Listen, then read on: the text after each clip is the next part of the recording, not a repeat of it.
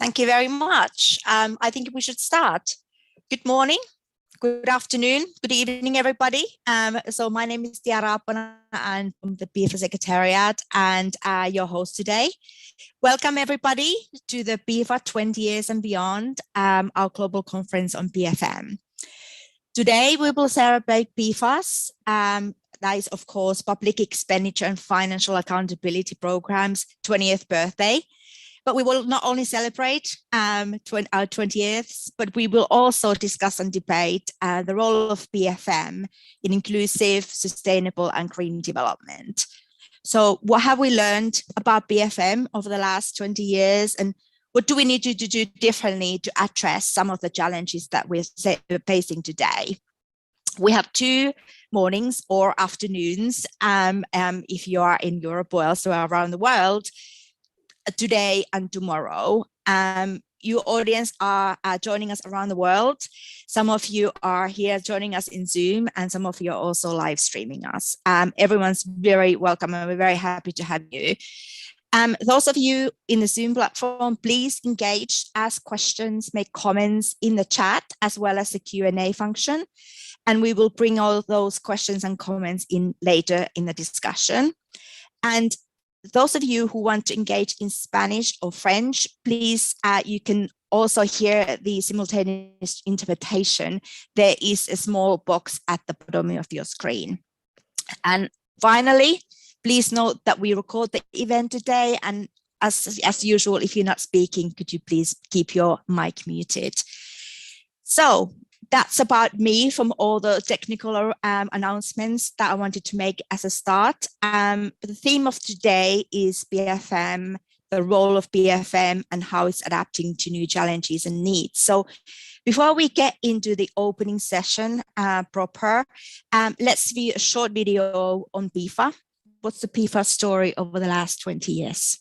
Mark, thank you. Could we see the video, please? When governments make critical decisions about public services, such as when and where to build roads and how to fund schools and hospitals, they rely on credible processes and budgeting institutions to ensure effective implementation. This is public financial management, or PFM.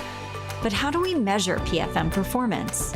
With the Public Expenditure and Financial Accountability, or PEFA, framework, our diagnostic tool has been used in over 150 countries to conduct more than 700 assessments of PFM systems at both national and subnational levels.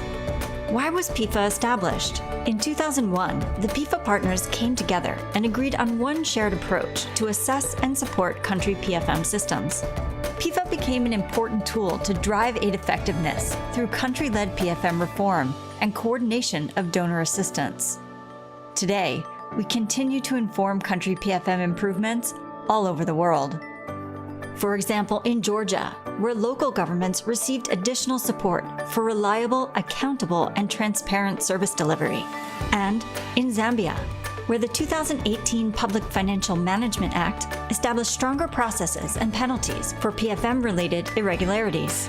But we're also responding to emerging PFM issues and the changing needs of our clients, with new innovative frameworks, a gender tool to assess how effectively PFM supports girls' access to school, a pilot climate tool to identify, for example, how the country's PFM system accounts for climate impacts of infrastructure investments, and dedicated guidance to subnational governments to assess local PFM performance to strengthen service delivery. How do we use the information we've collected? All PEFA data has been pulled together in the first global report on PFM. It provides key PFM performance trends across regions, country income levels, and time periods, and explores country case studies.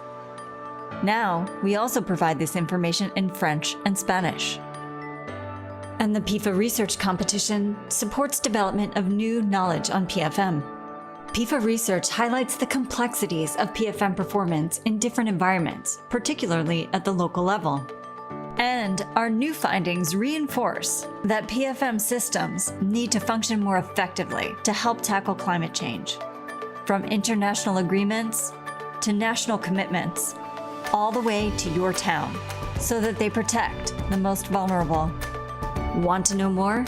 Join the conversation.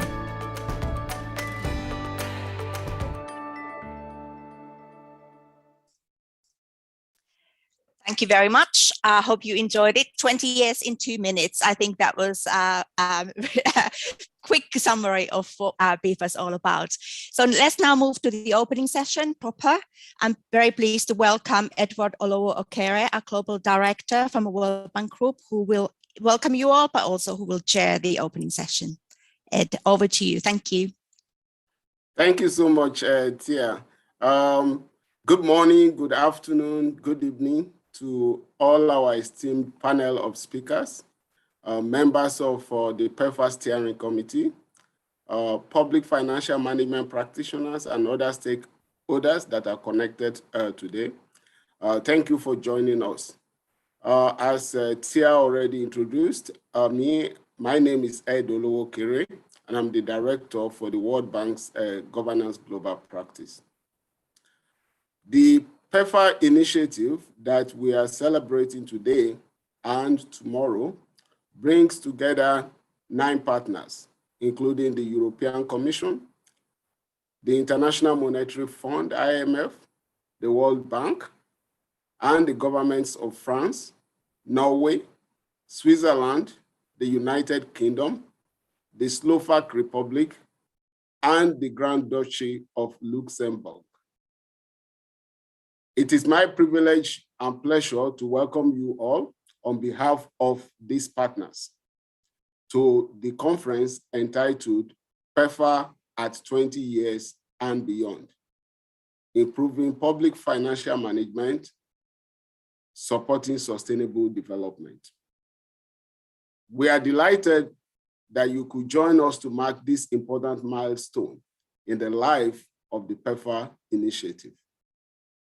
Since it was developed 20 years ago, a PFM performance benchmark tool developed by the PEFA initiative, the Public Expenditure and Financial Accountability Framework, has become the golden standard for identifying the strengths and weaknesses of PFM systems around the world. With more than 670 PEFA assessments conducted in over 150 countries, and that includes some developed countries. The results of these assessments have informed several PFM reform programs in countries across the globe, with improvements that are noteworthy. The virtual events today and tomorrow will mark and celebrate PEFA's unique journey and discuss the role of PFM in green, resilient, inclusive, and sustainable development.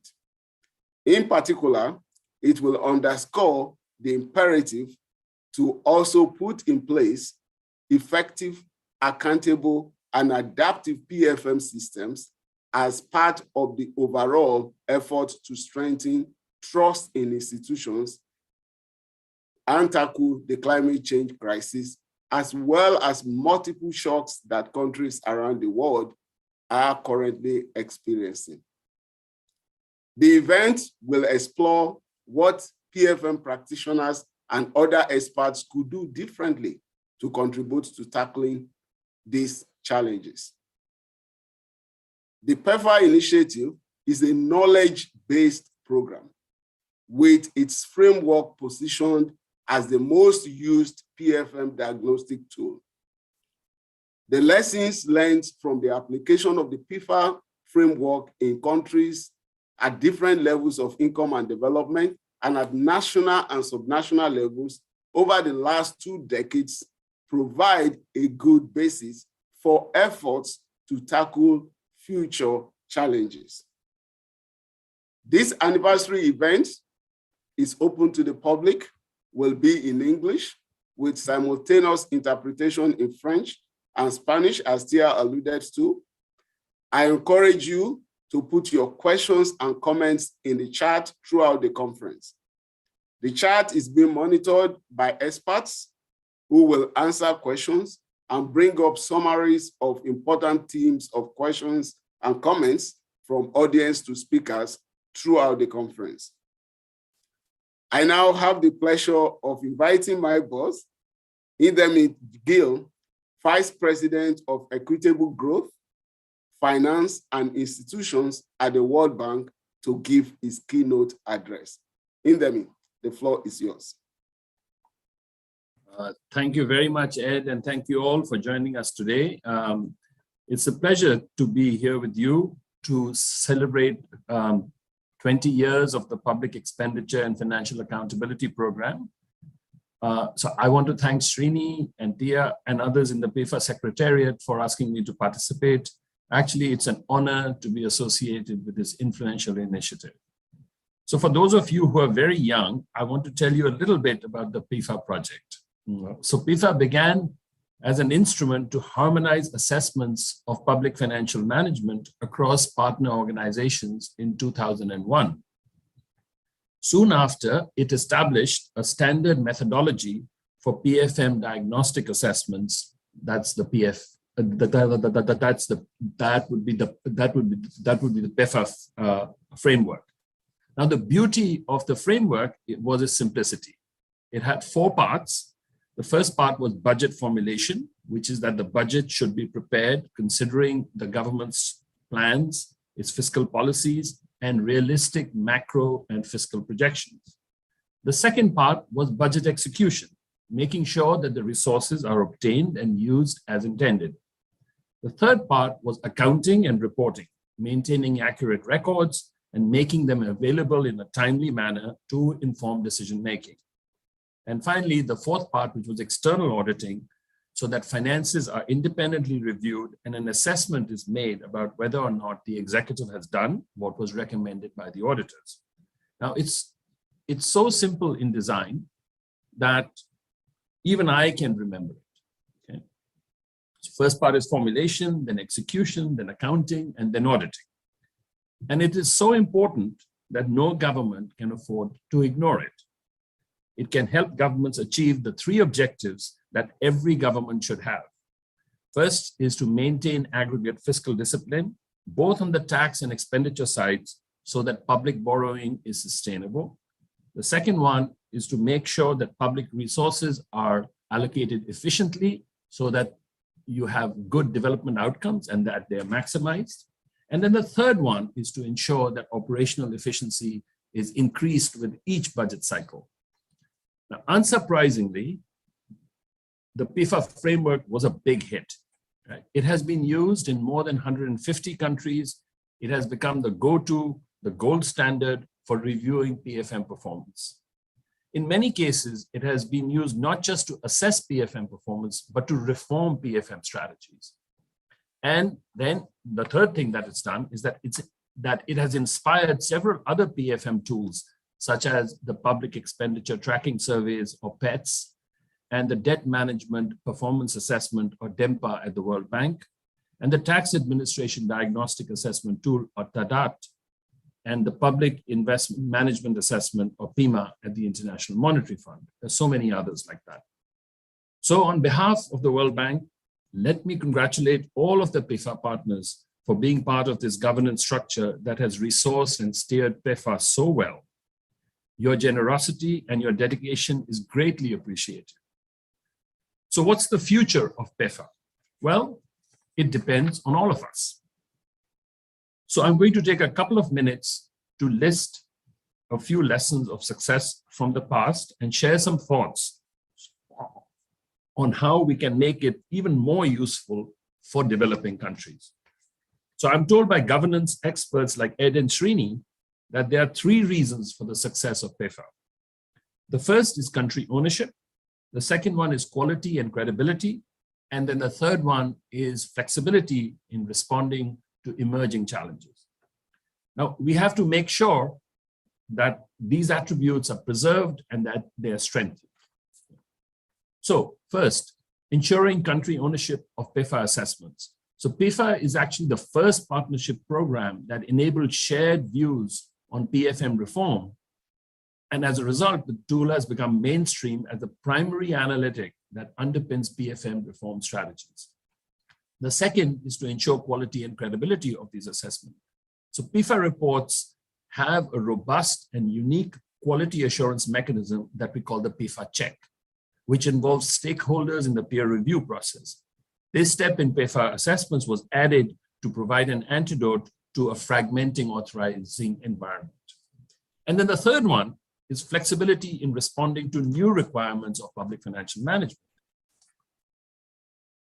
We've seen the PEFA assessments and the supplementary frameworks, such as the gender, the climate, and the service delivery module for subnational governments, have evolved in response to changing PEFA environments and to address the problems both of today and those of tomorrow.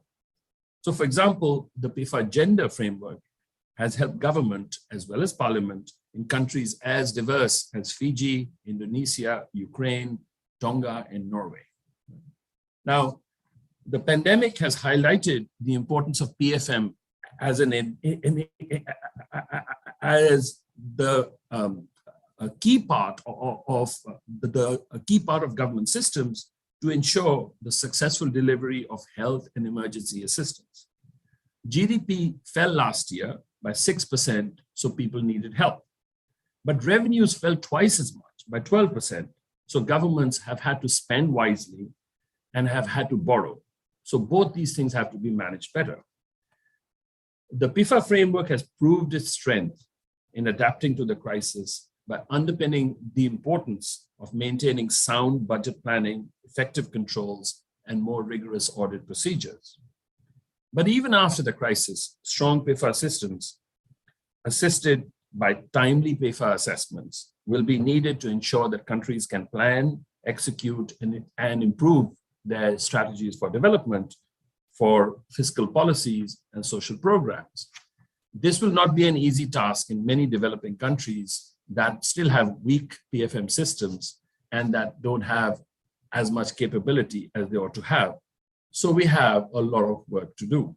So what can we do? Three things. So the first is continue the work to unpack the reasons for PFM performance and underperformance. So this is important now, and it's important in the post-COVID world. Do we understand and are we able to respond to politics, to incentives and capacity challenges on PFM performance?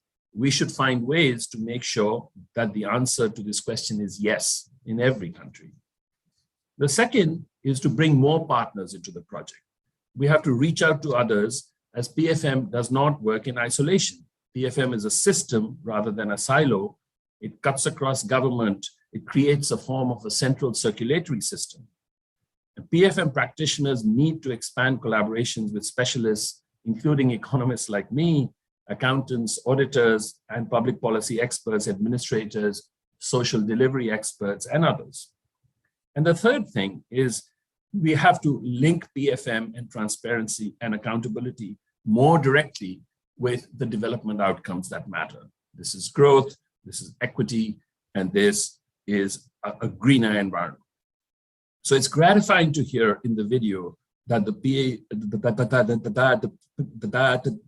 PEFA Secretariat is collecting the experience and the data from the past 20 years to support researchers to learn more about what works, what does not, why, and what difference it makes to the things that we all care about.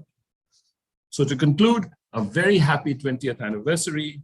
Congratulations to the PEFA partners and the Secretariat for the enormous contributions of the program in helping governments achieve sustainable improvements and PFM practices across a range of institutions and systems. And I hope that the next 20 years are even better than the last. Thank you very much. Over to you, Ed. Thank you so much, Indemi, for those inspiring words. So we are now going to move this into a free-flow conversation between the World Bank and the European Union. We have two people who will be participating, but others, I believe, can also join in as Indemi may like. Now, Indemi will be part of this conversation, and so we also have Erica from the European Commission, Erica Gretson is the Deputy Director for Sustainable Finance, Economy, Investment, and Jobs in the Directorate for International Partnerships at the European Union. Now, Erica has a long history of being part of the PFM, the PEFA initiative. She's been on the steering committee for as long as I know. Although I think she's no longer there, I'm not sure. So, but I think she will confirm that. Now, the conversation we are having today is the commencement of a series of conversations, which we are entitling "The Role of PFM in Tackling Global Development Challenges, the Critical Actions for PFM Community." By way of elaboration, this PEFA conversation series are conversations between leaders from the development community, and it is designed to address the big challenging questions of the role of PFM. And it's also designed to help set out a way forward on what the priorities are for addressing the key global development and governance challenges. Now, Indemi has already begun to address some of those things in his keynote address. But nevertheless, I will invite Erica to come in and maybe follow up with some questions to Indemi, and then the conversation can begin. Erica, the floor is yours.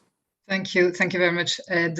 Thank you very much for this invitation to the European Commission to participate in this high-level event. And first of all, congratulations to the PEFA for the 20 years anniversary. It's really indeed a major event, and for those of us like me, remember, when PEFA started 20 years ago, it doesn't feel as if we were really so young indeed, but certainly very gratifying to see all these results that have been achieved, all these assessments themselves, but most importantly, obviously, the progress in the PFM system that this has generated. So really proud to represent here the European Commission as a founding partner of this initiative, and to have the opportunity of this discussion with Indemi. So thanks a lot for having us here, and for your insights into the PEFA as it is now, and also the future. Obviously, we are currently in this pandemic. Some tend to say the post-COVID situation, but we are actually in the middle of COVID, and as you know, here in Europe, we are in the middle of this fifth wave, which is hitting badly, but it's also as global as an event as you may ever imagine what we are facing here collectively. So important for us to understand what it means, and what it means in terms of public finance management, and therefore, in the meantime, I know that you're an expert on what we call the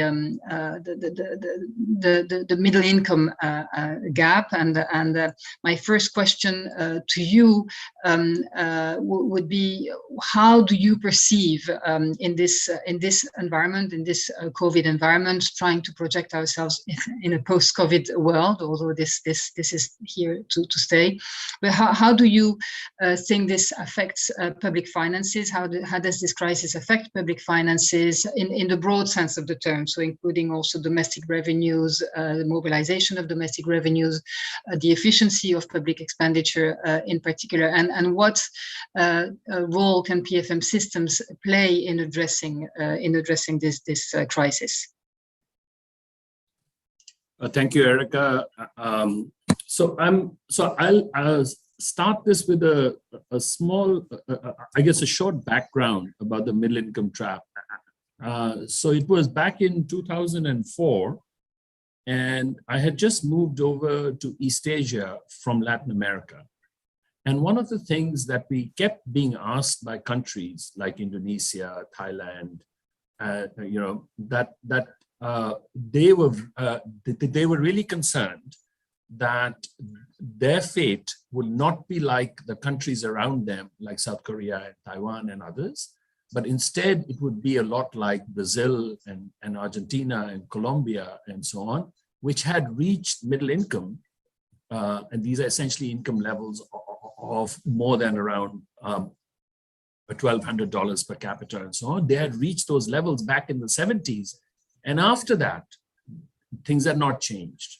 They had essentially got stuck in this range between 1,500 and 4,500. They had not done what South Korea and others have done, which had gone on to high income levels of $25,000 and so on. So what we did was we did this investigation to see what is it that the countries that were successful, what is it that they did, and what is it that the countries that were not successful, what did they not do? So what we tried to look at was several things, but one of them, an important aspect, was that essentially as countries grow from low income to middle income to high income, it's not as if they just expand, they actually change in structure and they become more complicated. And as a result of it, as the private sector becomes more complicated, so does the public sector, so does public financial management. And you have to adapt these institutions as you go along. And there are lots of forces, there are lots of headwinds against these countries. For example, one of the things that you find is that when countries are low-income countries, they get a lot of foreign aid. So they don't actually have to develop some of these systems because these gaps are always filled by foreigners.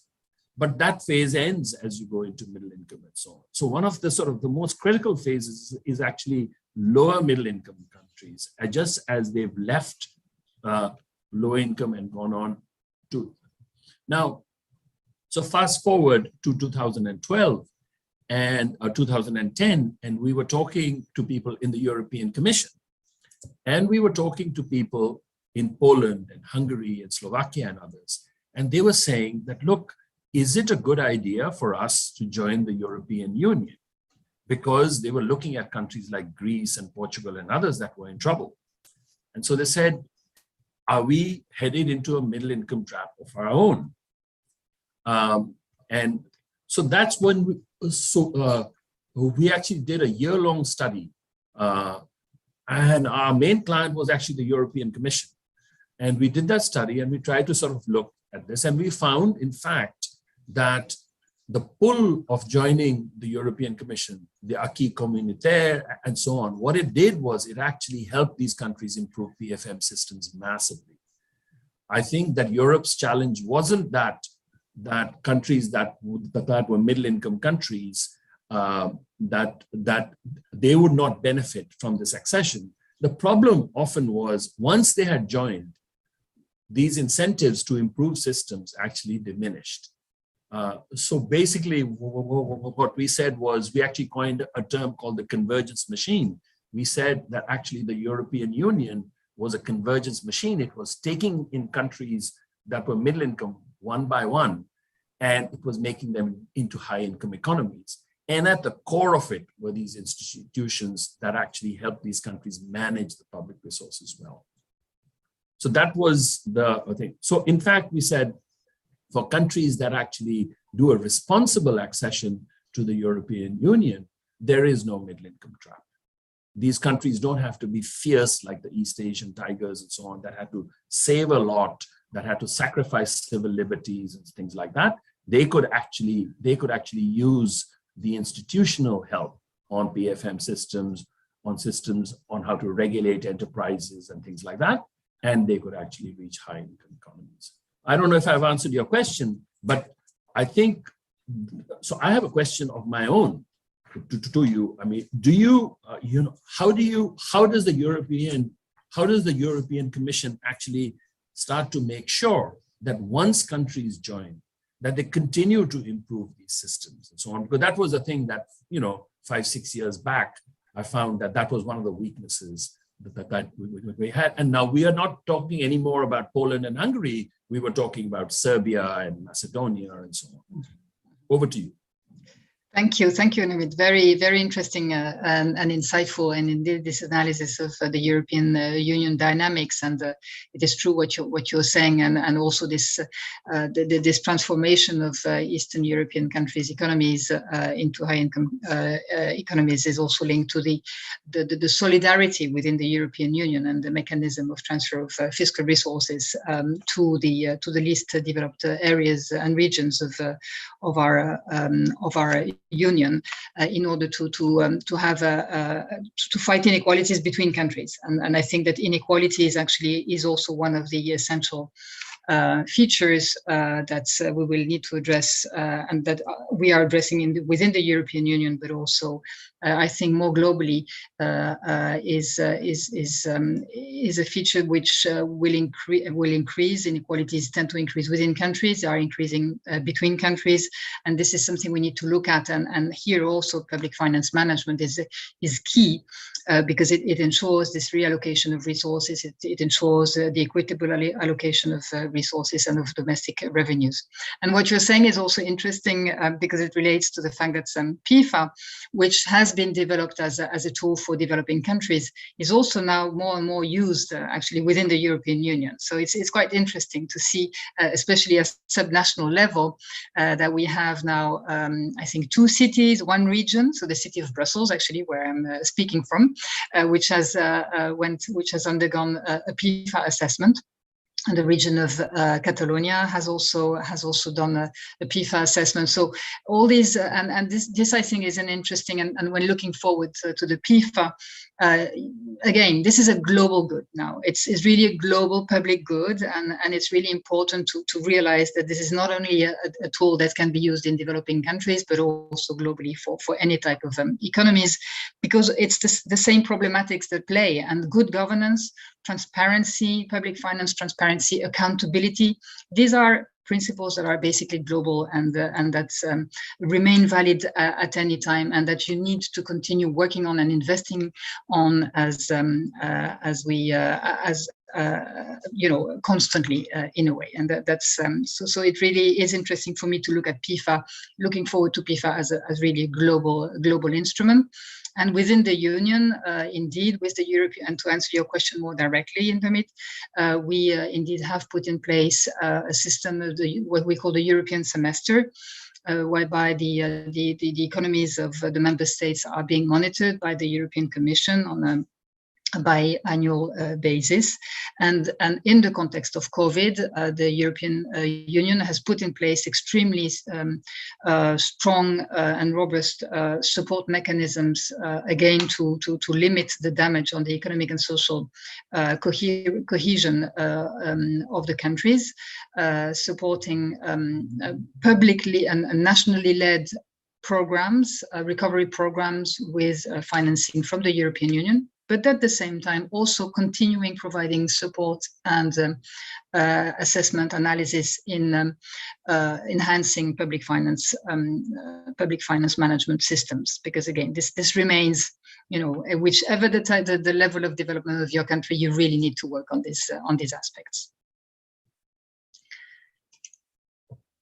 Excellent answer. Thank you so much. I know that we are supposed to ask each other questions, but I immediately had a question, actually not for you, Erica, but more for Ed and for Nike and for Srini, which I just saw on the chat group.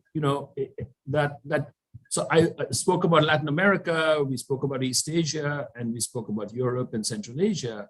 But the big story now is both Sub-Saharan Africa as well as South Asia. So I wanted to ask Ed and Nike, what are we doing there to improve,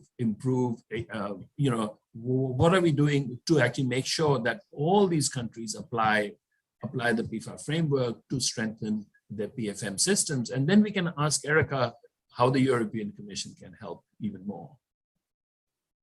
Over to you, Ed. Okay, thank you. I think Srini and Nika, they will have more of the data, but I can give a broad overview. We have been working with partners like the European Commission, the IMF, and DFID and others to really make sure that in every country in Africa and South Asia that PEFA assessments are conducted, and that they are conducted on a regular basis. The European Commission, for instance, in any of the countries where they are doing their budget support, it's a requirement that you have a regular PEFA undertaking. And the PEFA assessments are financed in these countries by the PEFA partners in most cases, but some other partners are also financing the preparation of PEFA assessments. We've also introduced a tool that allows countries themselves to undertake the assessments and for the quality to be validated by the PEFA Secretariat. We have what is called PEFA check.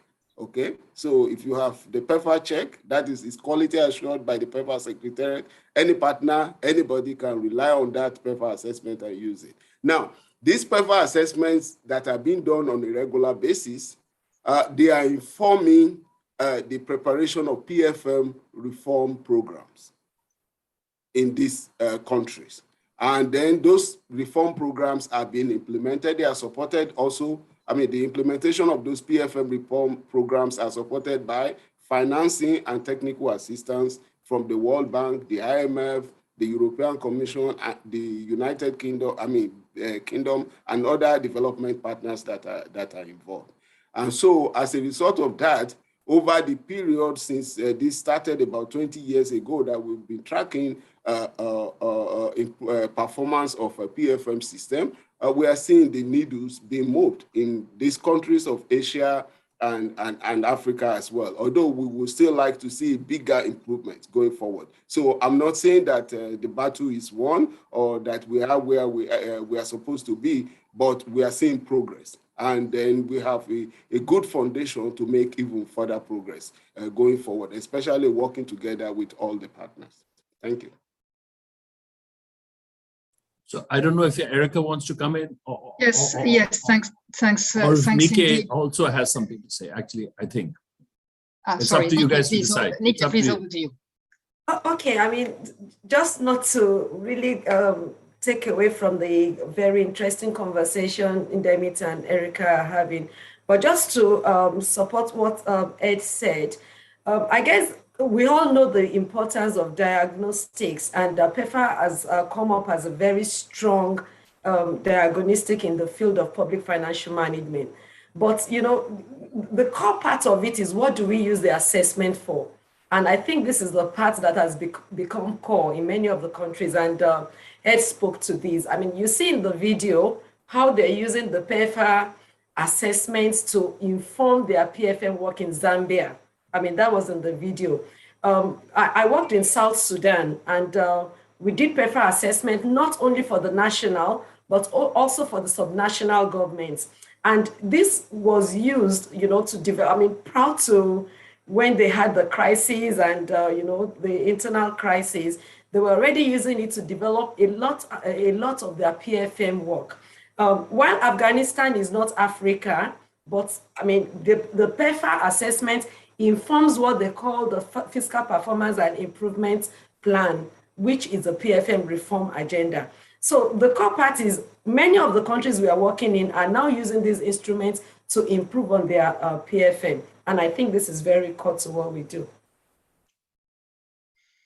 Over to you, Erica, and then Srini. Yes, please. Thanks, thanks a lot. And indeed, as you were saying, in terms of geographical focus, we are focusing as European Commission in our external cooperation relations. We are working with all the regions in the world, and are engaged in the 90 to 100 countries with budget support. So budget support being a direct grant budget support that we provide to national budgets in support to their national policies or sector policies.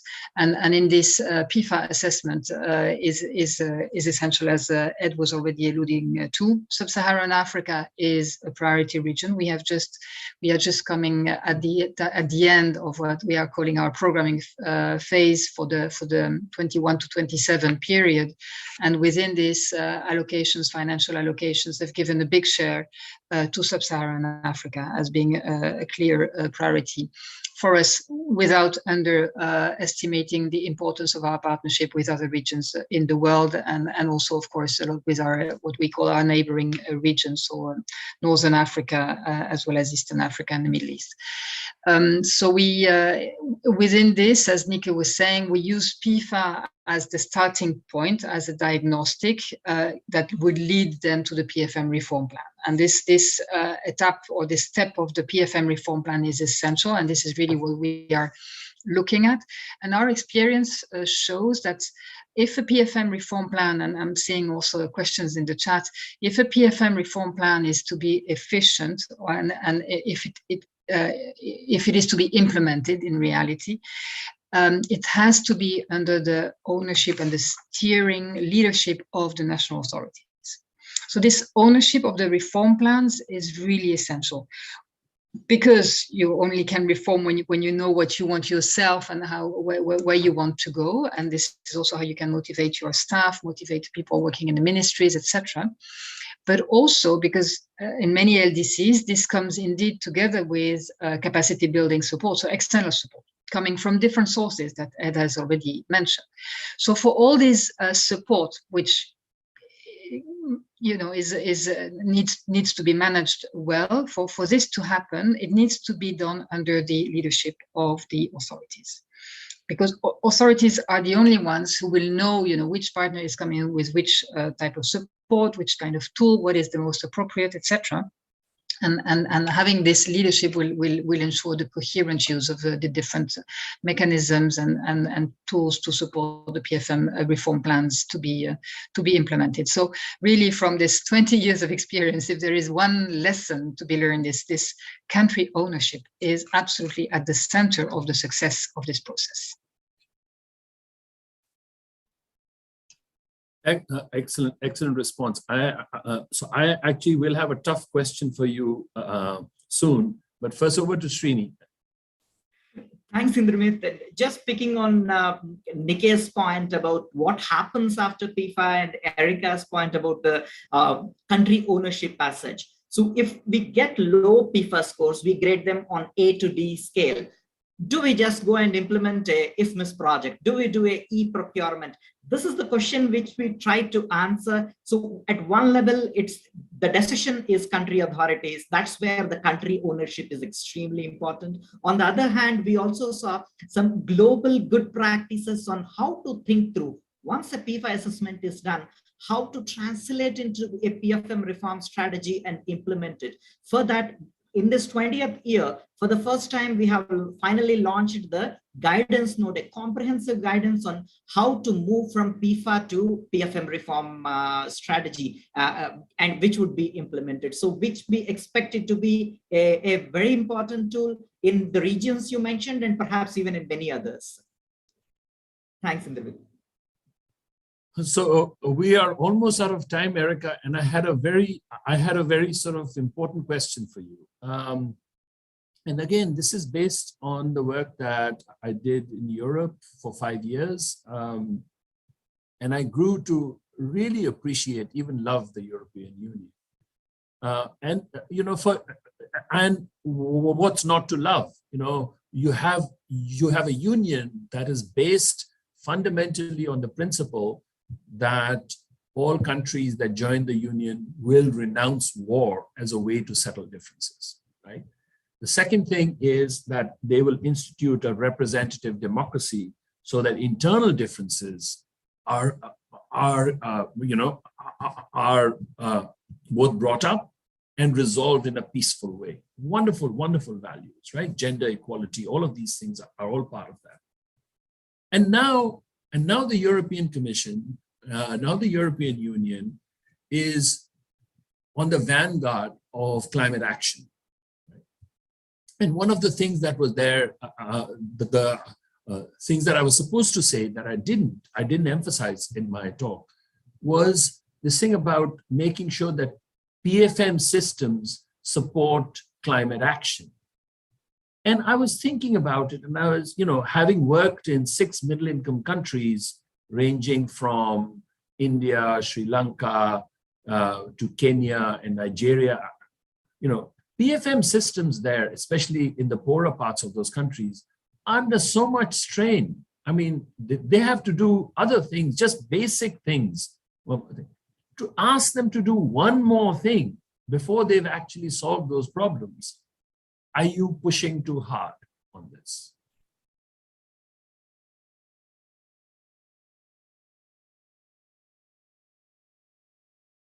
You need to unmute, Erica. Sorry, yes, We yes. want to hear sorry. you. Yes, sorry. Thank you very much for this really interesting question. And of course, this conversation could go on for really long because and thank you for being an EU lover, which indeed this project of integration is based on peace. That's indeed the project, and it's a very important one, and it is a values-based union, also based on solidarity. And this is at the core of this project. Climate is indeed one of the top priorities of the current Commission, and the European Commission, and with the voice of our President Ursula von der Leyen, has made very strong commitments to become a climate neutral continent by 2050, and this is at the core of our policies. I think that to answer your question, I don't think that we can afford now considering climate as the sort of the one extra thing that we need to do. We don't have a choice. There is no planet B. So what we are realizing now is that actually climate is, which has been handled very much by sort of environment ministries, climate ministries, etc. This topic is now moving into the direction of the finance ministries because it is becoming a core macroeconomic question. How are we going to tackle the risks related to climate change? How are we going to finance climate mitigation and adaptation? And how are indeed public finances going to play a role in this? And this is why I'm really happy that the PEFA has developed this specific module on climate change. And this module will also, in a way, encourage finance ministries to look at this question, you know, with a little bit of a new eye in terms of thinking. You know, it is not one of the other policies, it's at the core of it. We all have to take the reality. I think that some countries, some continents are less or more or less sort of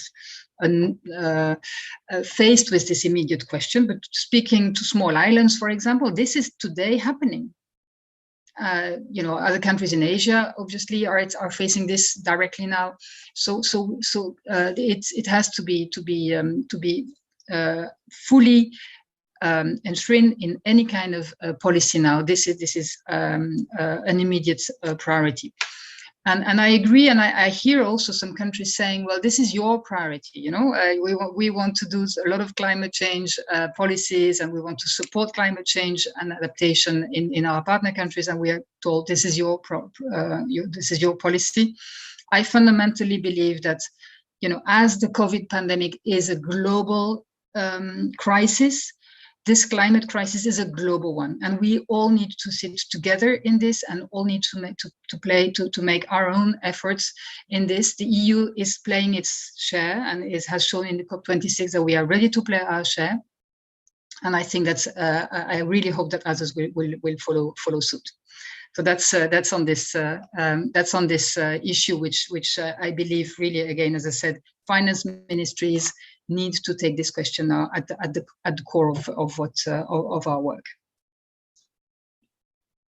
Thank you. Thank you, Erica, for both for taking a tough question and answering it in a very, very good way. Thank you very much. Ed, back to you. I think that Erica and I are done. Unless you want us to continue, we could go on forever.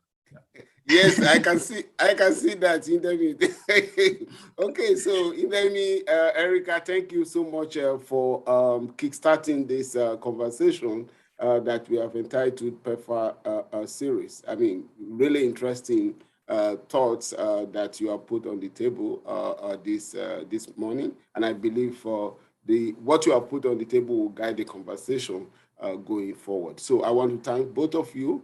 Now, let me hand over to the MC for this event, Tia.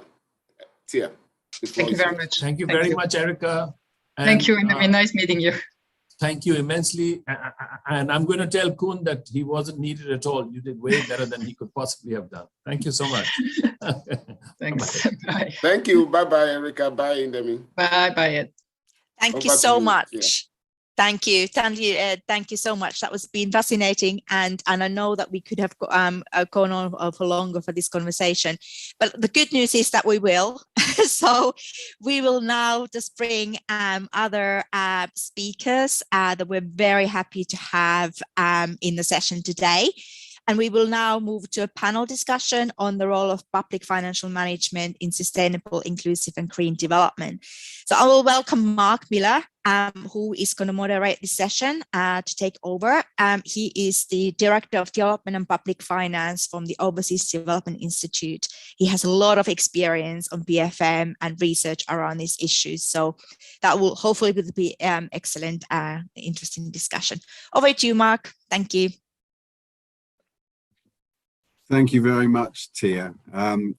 It's an enormous honour to moderate this panel today on the 20th anniversary of the PEFA programme. So congratulations to the PEFA team on this great achievement.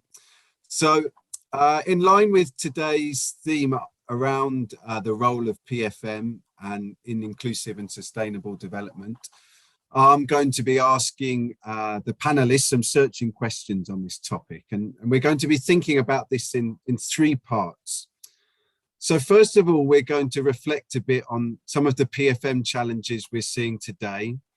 Clearly, the past 2 years and the COVID crisis have posed some enormous challenges for the custodians of public finances.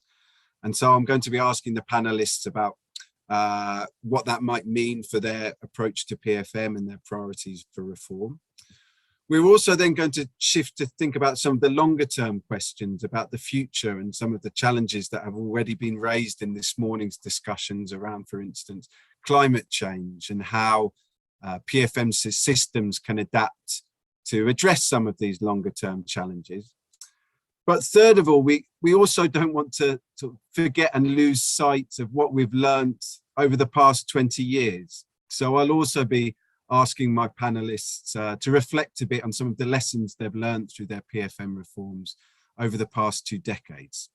So that's a big agenda for an hour, but thankfully we have an incredible panel to help us through these questions. I'm not going to introduce them all one by one now. I'll bring them in as I ask each of them questions so that we can get straight into the substance of discussions. And I'm also going to be quite strict on time. So panelists, apologies in advance if I cut you off. I'm going to try and keep you to sort of 5-6 minutes to your questions so that we have chance for Q&A afterwards. But first of all, let me bring in and introduce Richard Tusabe, the Minister of State in charge of National Treasury, the Ministry of Finance and Economic Planning in Rwanda. So Minister, perhaps I could start by asking you 2 questions. First of all, perhaps at the big picture level, from your perspective, how do you think PFM systems should evolve to meet the challenges of sustainable development, including the needs of citizens? And then also perhaps you can reflect a bit on what your priorities are right now for public spending and how it's managed. Thank you, Mark. Thank you. First of all, I want to congratulate the PEFA Secretariat for the 20 years anniversary, and also what we've achieved in 20 years, I think it's quite enormous. We as Rwanda have been a very big beneficiary of the PEFA program, and we still believe that we're going to be a very strong actor in the PEFA agenda. So to answer your question, what do we see the PFM reforms playing a very pivotal role in terms of sustainable development? First of all, we sit at a very good opportunity. I mean, from international framework, we have the SDGs, the global agenda, we know where we're heading as a globe. We have the indicators really defined. Number 2, when you look at each of us as countries, we also have, and also economic regional corporations. We also have the frameworks that we embed. For example, for Rwanda, we have what we call the National Strategy for Transformation. We have the Vision 2050. So all these are clear roadmaps that are pushing us into a sustainable development space. And more importantly, this time we've aligned our national program into the SDG agenda. So that's where we start from. And then when you look at the SDGs, the way they are structured, PFM, you find a PFM indicator under the PEFA framework in each of the SDGs, right? So that tells you a story about what you need to do with the PFM reforms under the PEFA guidance as a tool to structure and have a sustainable development, not only as a country, but also as a globe. So to answer your question, Mark, I think we don't need to invent the wheels. We are at different levels of development as countries. What we need to do is to embrace the global frameworks and try to customize what is available to us as tools and instruments, and move a little bit faster to embrace those transformations. And speaking specifically for PEFA, the moment you have data assessment being done regularly, and then you are able to align yourself to the global landscape. So speaking for Rwanda, and I think also for the continent, we think we are going to continuously embrace the global standards. But when you consider the global standards and PEFA specifically, and where we sit with the COVID-19, I think there is no more, this is the appropriate time to have the PFM reforms working in a sustainable manner. And I like one of the questions that was raised about climate change. Climate change is here to stay. It is with us, and we cannot afford to leave it to other people to do it, whereas some of the developed countries are leaving it to others to attack. So we're going to continuously embed these reforms into our PFM agenda, and we continuously assess ourselves against the global best practices. And then we stand a chance to give our citizens, especially what they need now most, transparency, proper governance, and proper allocation of resources. So PEFA is giving us that opportunity, and we are very excited to be part of this journey. And we are committed to say, yes, we owe our citizens sustainable development. We owe global cause to make sure that we are developing faster, but with sufficient allocation of resources in a very inclusive manner. And with this time around, a new kid on the block, climate change, being embedded into PEFA framework and having that into our PFM reform agenda. So I think that's what I would do, try to answer concerning the time limitation that we have. Thank you. Thank you very much, Minister. Lots of rich thoughts there. But perhaps I can turn now to Tsakani Maluleke, the Auditor General from South Africa, who also is also the chair of the InterSci Capacity Building Committee.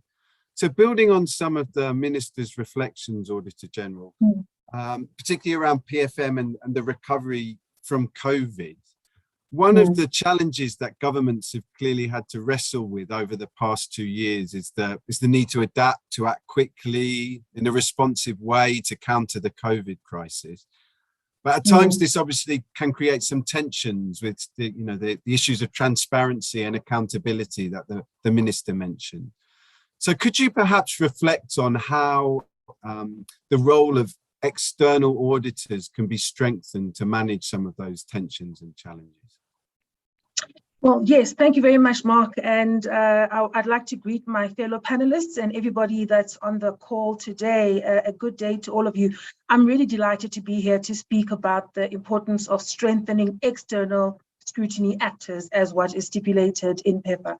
I want to add my voice to congratulate the Secretariat on the 20th anniversary, as well as all that support the journey of strengthening PEFA's work. Let's just start by making sure we all have the same understanding of who these external scrutiny actors are that are so critical for an effective PFM and for a healthy accountability ecosystem. We start with the external auditor.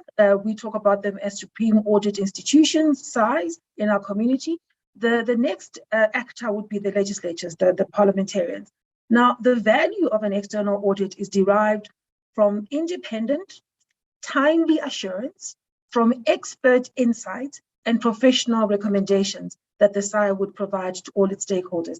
Stakeholders we would stipulate as the executive and the accounting officers, so those that are actually running government as stewards of public funds. It would be the parliamentarians who are the primary users of the reports of the SAI, which they then use to hold the executive to account. And then citizens, who are an important stakeholder, they need to be able to use the reports of the SAI to hold their own government to account, supported by civil society and by the media. Now, from my experience as the head of SAI, as well as chair of Inter-SAI Capacity Building Committee, I'd highlight the important ways of strengthening external audit as follows. First, we've got to strengthen the capacity, the function of preparing financial statements for audit. So whoever it is that's responsible for actually preparing those financials has got to have the professionalism, the capacity, the technical expertise, and they've got to be implementing the standards, the international standards for accounting in the public sector. And it's wonderful to see the work that IFAC and others are doing in this space together with the World Bank. Then in terms of the Supreme Audit Institution, so once you've got quality financials prepared and submitted for audit, then you've got to look at how does the audit office in that country operate? Is it independent? Are the actors in that whole society, in that whole ecosystem, actually invested in advocating for the true and real independence of that audit office? Is it autonomous? Does it have the resources? Does it have professional staff? Is it investing on an ongoing basis in the professionalism of its staff? Does it have the infrastructure? Can it actually have access to information so that it can conduct its audits and report on those audits publicly? And then I think the other part, as we talk about capacity building, which is going to be my second last point, is that all of us who care about PFM in all our different countries ought to be seized with capacity building for the public sector, so the preparers in terms of running government, but also for the SAI in terms of actually doing its work with competence, with professionalism, and be able to be relevant. And we've got to collaborate in driving the capacity building initiatives. What we're seeing is that resources are scarce and they're becoming more and more scarce, and we've got to, deploy them differently. So all of us have to collaborate differently to be able to deliver the capacity we need. My last point is this. SAIs, once they're independent and they've got the capacity they need, they have to worry on a regular basis about their ongoing relevance, whether it's about making sure that their work expresses opinions and gives insights that help government do what they need to do, responding to crises, dealing with climate change, driving the responses to the growing needs and wants of citizens, whether it's vaccination programs or whether it's public health infrastructure, or even the journey around offering social protection to citizens in a way that's responsible and sustainable. So SAIs have to keep thinking about, to what end are they doing this work? How relevant is the work that they're delivering? And that's what strengthens the ecosystem. When you've got a strong SAI whose independence is invested in on an ongoing basis, advocated for by different players, whose capacity is being built, and which SAI itself is consistently seized with conversations and thoughts about how to become more and more relevant into the society as it is and as it will be in the future. Those are my initial thoughts, Mark, on how we could strengthen the external scrutiny within the PFM system. Thank you. Thank you very much, Auditor General. There's some really useful insights that we can come back to in discussion. Perhaps let me bring in now Richard Hughes, who heads up the UK's Office for Budget Responsibility, which is the UK's Independent Fiscal Council. Richard, the Auditor General Sakani was just speaking about issues around, for example, capacity and the way institutions are configured. But a lot of budgeting seems to be inherently about politics. And a lot of the discussion this morning has talked about some long-term challenges like climate change. So how can we marry these things together? How can PFM systems be adapted to address longer-term challenges when budgets are often more political and thinking about more short-term questions? Your reflection is very welcome. Yeah, thanks, Mark, and thanks to the PEFA Secretariat for the chance to be here today, and once again, congratulations on this really important anniversary. I think it's important that PFM practitioners like ourselves in the OBR as the government's official economic forecaster are sort of present and part of that political debate about long-term challenges. And I guess just taking climate change as a very big example, although there are plenty of others, which I'm sure you've talked about in previous sessions. I think one thing that we have to do to get governments to face up to these kind of long-term challenges in the first instance is for those governments that aren't taking action to address climate change is actually to present the cost of inaction. There is no doubt that when one looks at the science, when one does some kind of scenario analysis, that the cost of unmitigated climate change in terms of more frequent, severe and destructive weather events, rising sea levels in the long run far outweighs the cost of trying to deal with it. So I think on the one hand, you have to hold up a mirror to politicians and those involved in making policy to say, here is what's going to happen if we do nothing. But then I also think for those countries which have committed in one way or another to getting to net zero already, and that includes the UK, where we're committed to getting to net zero carbon emissions by 2050, it's also important that governments then think through what are the costs of getting from here to there. And there's no doubt that getting to net zero also entails some very big and difficult fiscal choices, which are cheaper if you face up to them earlier and more expensive if you leave them later, because there are huge transitions that need to be made in energy, in the way in which we heat commercial and residential buildings, in making the transition in our transport from petrol-driven to electric vehicles. And I think, taking the case of the UK, this is a complex picture, which I think you have to put together and understand. And in the UK, sort of getting from where we are now to net zero has a number of effects on the public finances. First and foremost, and actually the most important issue, is that the government loses a major source of revenue. We get about 1.5% of GDP from duty on fuel, which as the economy shifts from petrol-driven cars to electric cars, the government loses that source of revenue. But there are also some significant spending costs which government has to contend with, switching over domestic energy, moving our main source of heat from gas to electricity is going to entail costs, and someone needs to bear that, and governments need to decide how those costs are allocated between businesses, between consumers, and between government. And that itself could cost another 0.5% of GDP. And it's also important that the opportunities around climate change are recognized.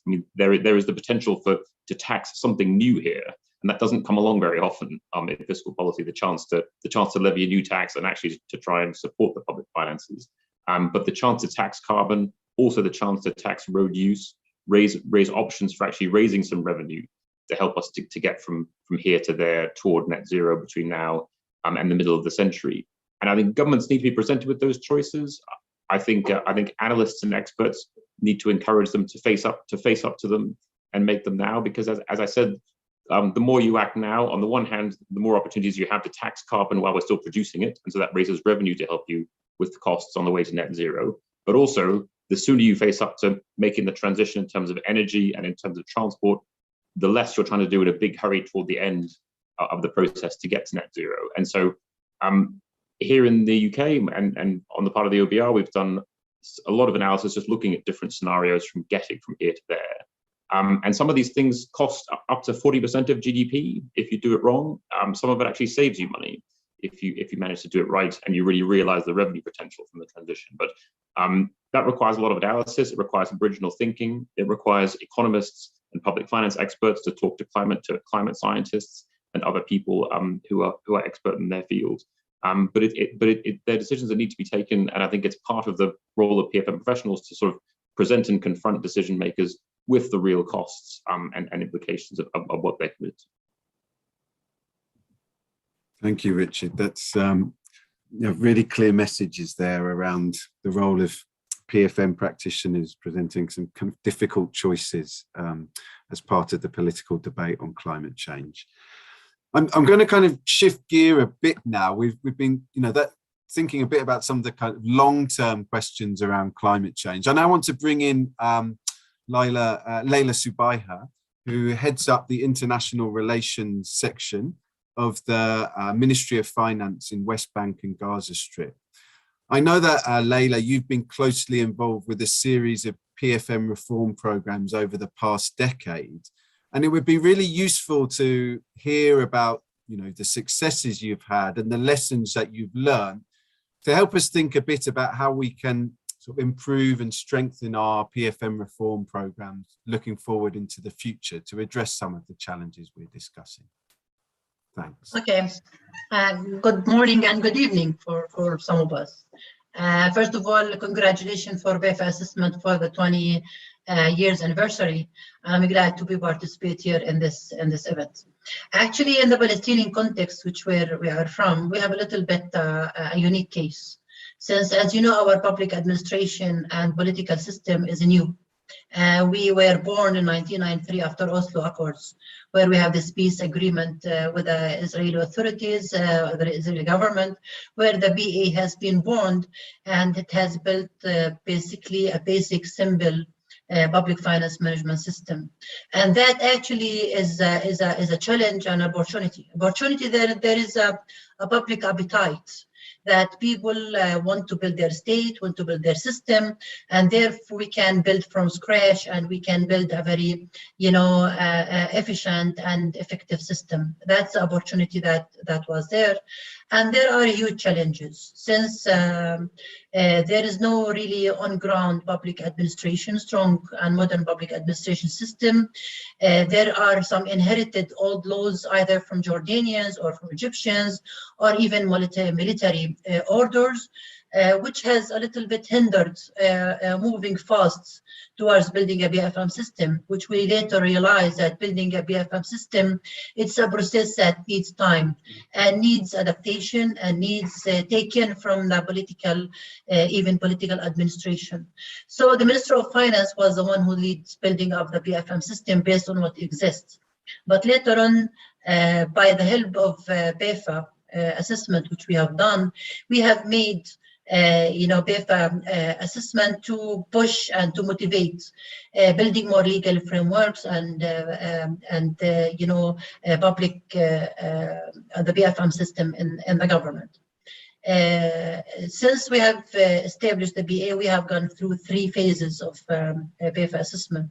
One was in 2007, which has highlighted and has provided some recommendation, and we have more another one later in 2013 and another one in 2019, which all of them has pushed and has motivated the PFM system to be more based on the PEFA recommendation.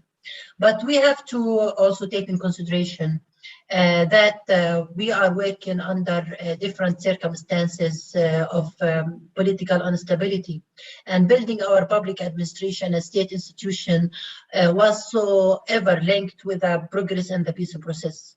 We have witnessed that there are some progress and advanced public management systems when there was some hope for a political breakthrough that should lead to a state institutions. And when the political process has a hiccups, we have witnessed that there was some slowdown in the reform process, which we have also reported by IMF and different World Bank reports in different occasions. But regardless of slowdown, which has happened in the system, the government was determined to go on with building modernized public management system. That's why we get more stakeholders to engage in the system, from the political level of the decision maker in the country, like Prime Minister Office, to external partners, to even international community. We have engaged the state audit, anti-corruption agencies, and we have also engaged some development partners, like Erica was mentioned before about the EU engagement. For example, the donor community has helped us in providing budgetary support through the system with certain conditionalities that includes, building some reform in the public finance management system. So far in the government, we know that we have built a good progress. We have made a good progress in building our system. What we know that there are more room for improvement. But to be frank with you, trying to build a sustainable public finance management system under prevailing conditions of occupation, where there are linkage of the economy of the Palestinian to the Israeli one, which where our 65% of our resources come from the occupier power, is really make the public finance management system sometimes paralyzed, and make it a captive to the Israeli one, which controls, our ability to maneuver, our ability to, to control our own, ability to build our financial and monetary policies. That all consider are challenges for us, but that doesn't make us stop of building more. We have, 2 years ago, a PEFA mission that helped us in drafting our current strategy on the PFM system, which we will advance more on building, going towards commitment, going towards the linkaging budget to the plan, and the good thing about PEFA framework that it was direct and specific with evidence. So we, for us, we're very satisfied with the engagement of PEFA to be a tool and a know-how to build our PFM system. Thank you, Leila. You've almost teed up perfectly the next panelist who heads up the PEFA Secretariat, Srinivas Gurizada. Srini, in the comments that have already been made, it's clear that PFM has played a critical role. We've heard both in the past 20 years in supporting state building and supporting Rwanda's development efforts, and is also going to continue to play a critical role in addressing some of these sort of longer term challenges we've been discussing in the morning, such as climate change. It would be really good to get your views on how you think PEFA needs to adapt to this changing environment. Thanks, Mark. Thanks to all the fellow panelists and all the participants who joined us in the celebrations for 20th anniversary of PEFA.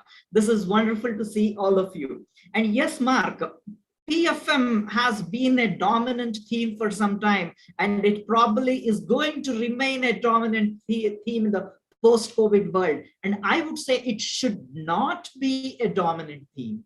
It should not be a dominant theme because I believe that PFM is like internet. PFM is like oxygen. As long as internet is working, you should not need to bother about it. As long as it's there, it should not be a theme. It should be a fundamental foundation, always taken for granted, always working exceptionally well. But is that really happening? And that's where the problem comes. And this year we issued the first ever global report on public financial management, pulling out all the information from 150 countries, publicly available PEFA scores. If you add up all of that, what do we get? We get a score of 2.3 out of 4, an aggregate grade of C, which simply means PFM systems have not been doing. So when we hear problems like, for example, PFM is a bottleneck, PFM doesn't support service delivery. Oh, this is essentially a problem driven from the Ministry of Finance to the sectors. Perhaps there is some space where all of us PFM professionals need to think about it. What needs to strengthen is definitely the PFM process. And also, in a way, PFM has remained for too long a top-down process, a control process, and the flexibility has always been a question.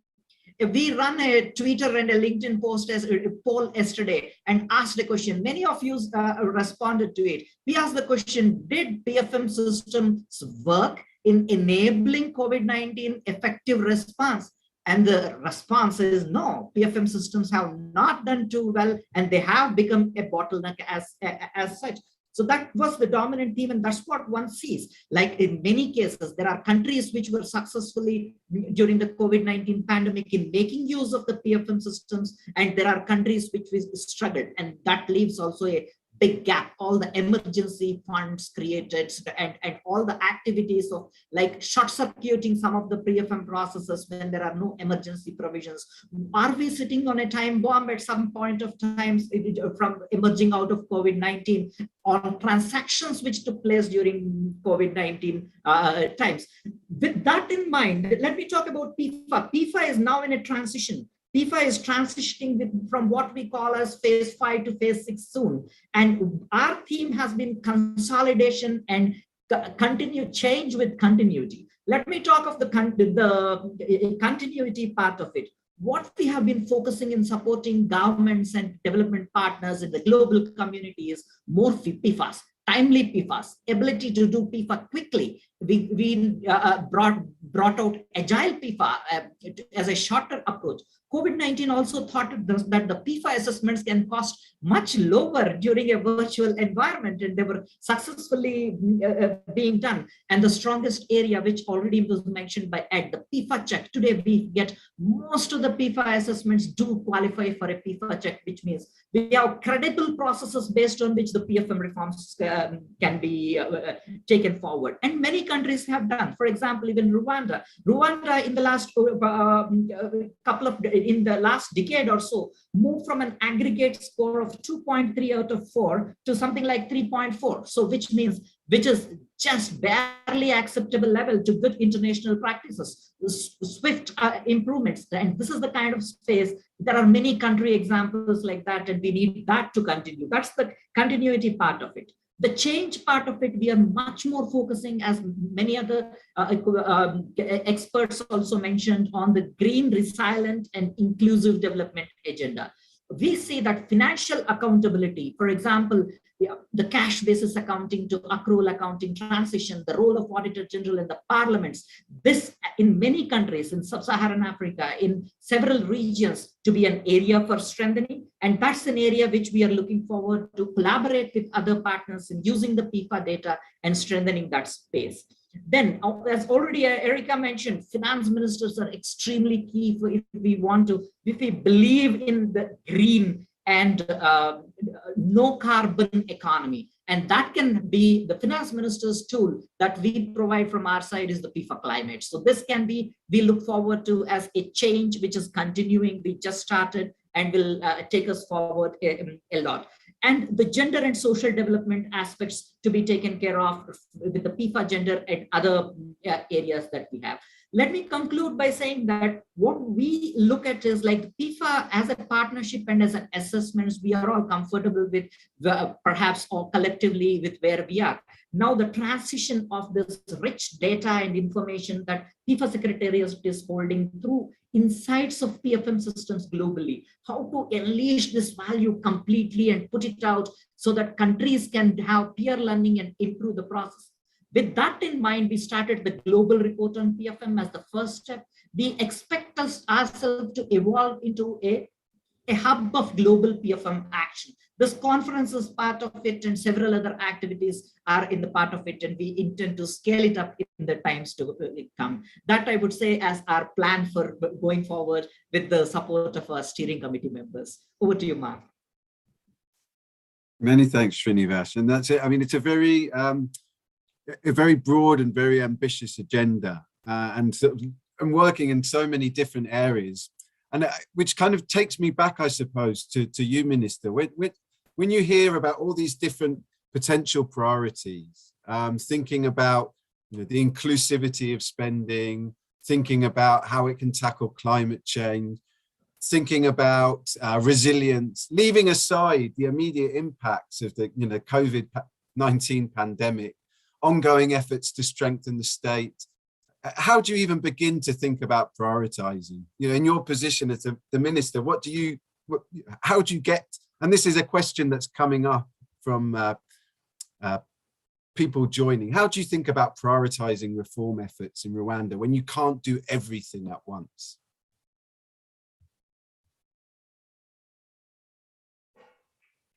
Thank you, Mark. I think, as you rightly mentioned, COVID has put us in a situation where our fiscal space has been eaten away. So your policy interventions are very limited.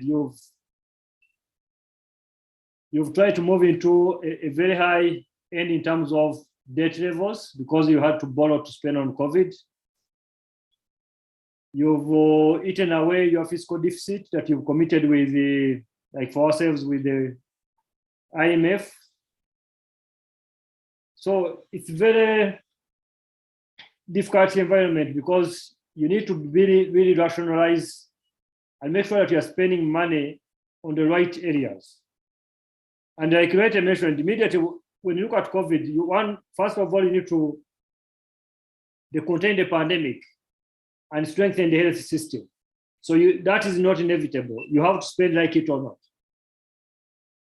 Number two, you want also to protect, to scale up your social protection program because your poverty levels are getting worse. And for you to do that sustainably, again, you need to look at the productive sector. For example, agriculture in our case. How do you support agriculture as a productive sector to speak to support your social protection program in terms of food security? So it's quite a difficult balance to trade off the resources that you have vis-a-vis the demands. But I think what is very important, again, is coming back to PEFA and public financial management.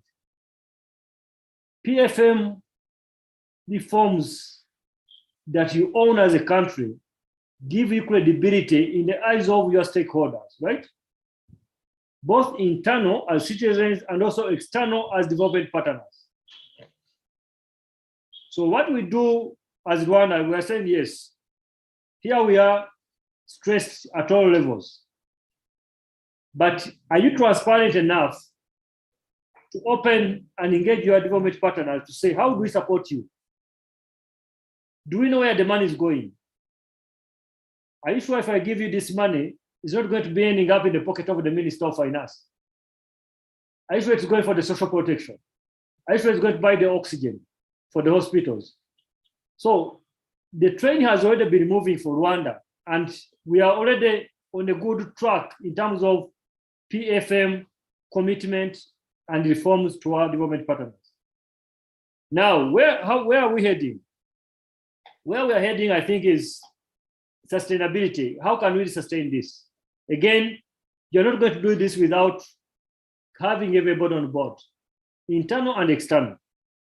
So we are saying, let us leverage on people's expertise, be it financial and also technical assistance. And that's why PEFA becomes in very, very handy. Because we are saying, how do we now optimize PEFA in the current global challenges? Things to do with income inequality, inclusiveness, and also climate change. So for us, if you take any country that you pick, and ask them this question, how much money have we been spending on disaster management that are caused by climate change? So we've been spending a lot of money, all of us. So it's not something new, but you can try to ignore the problem of climate change, but it's real, it is happening, it is with us. So the only chance we have is to embrace it and start being protective and preventive. And we have to play that card of being preventive of all these global challenges. So listening to what Sylvia's, if I pronounce the name correctly, the PFM data, I would really want to challenge the PFM Secretariat and all of us. How do you optimize all this good data? If you look at the 7 pillars, the indicators, that's quite rich data. How do we use that data for policy development and operational interventions? And then making the right trade-offs. So I think it's a question that I want to throw out there. How do we embrace big data using the PFM data that we have that I believe is quite rich for us to make policy and informed decisions for sustainable development? Thank you.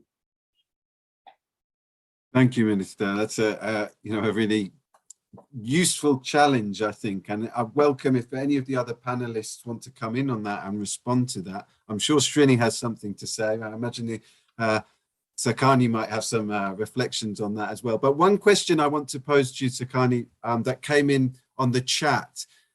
relates to this issue of providing emergency financial assistance during the pandemic and some of the challenges when governments have had to move at speed.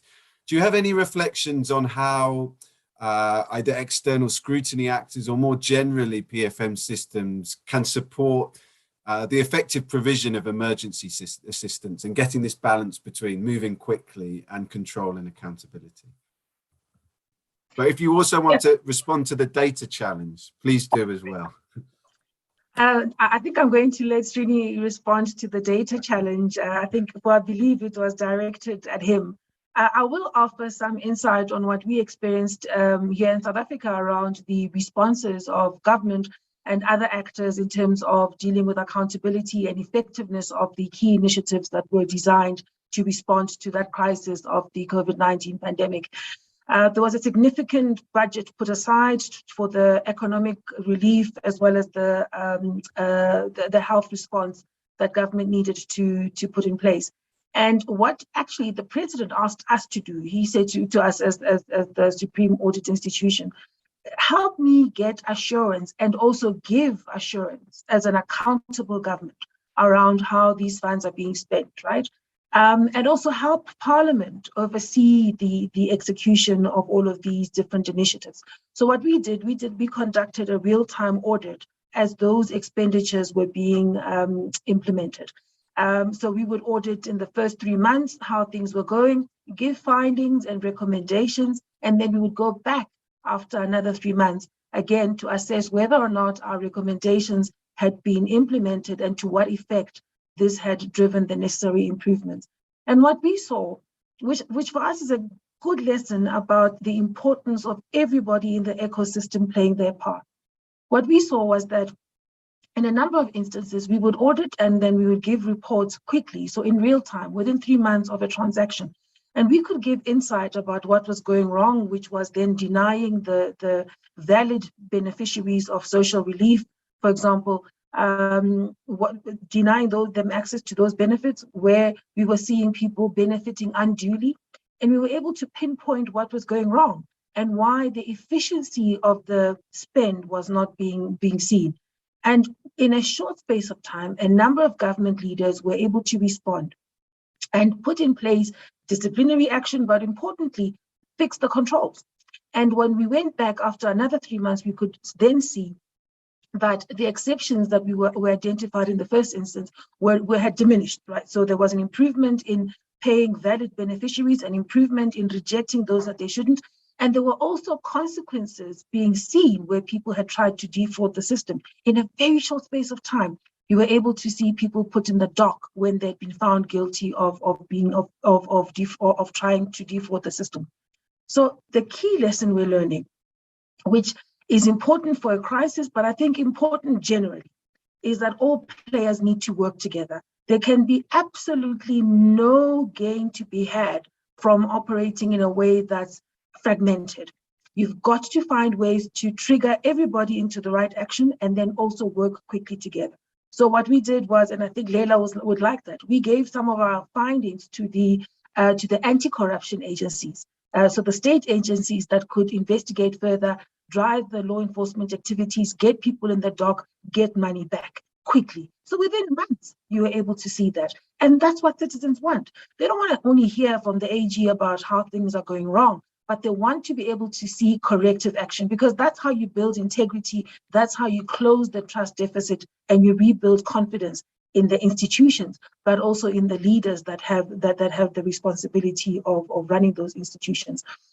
So the point I was making when I was talking about the SAI needing to be responsive, the SAI needing to collaborate, the SAI needing to assess the environment and do things that are demonstrating a posture of value add, that for us was a key lesson about what gains can be had, not just for the reputation of the SAI, even the morale of our staff, I'll have you know, but also for the trust that citizens can have.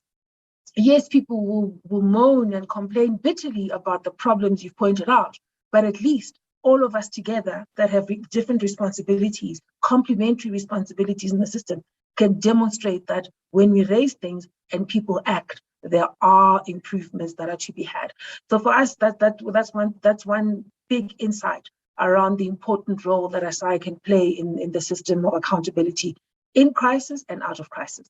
Thanks. Fantastic, thank you.